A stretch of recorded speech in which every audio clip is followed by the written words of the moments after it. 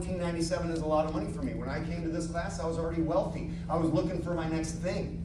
So $14.97 was a relief for me. I don't want to sound like a jerk about that. I want to be sensitive to the fact that sometimes there are people in the room that are having a season, a temporary season of having a money, a season of being broke. There's nothing wrong with having a season of being broke. That's different than being poor. Being poor is permanent. Being broke is temporary. So listen, I want to be sensitive to that. It's just that I don't know what to say about that. I know that if you want to be a dentist, you got to go to dental school. If you want to be a doctor, you got to go to medical school.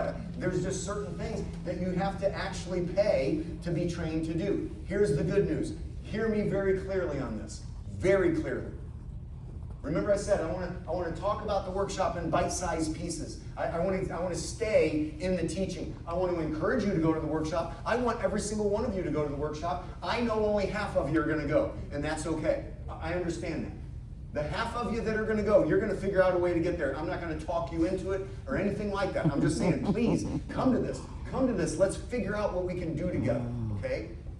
But I don't know whether or not that's a lot of money to you. I always ask the class, every time I do one of these classes, I say, is $14.97 a lot of money? So in just a second, I'm going to literally say, is $14.97 a lot of money, yes or no? I'm going to close my eyes, I'm going to do like this. I want every single one of you to either yell yes or no.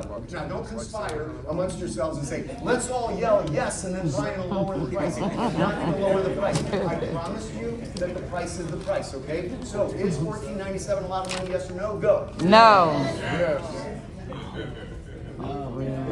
It's always a mixture, right? It's always a mixture. Here's what it boils down to. Hey, first of all, let me just tell you this. Yeah. You remember when we were talking about earnest money? You remember we were talking about earnest money?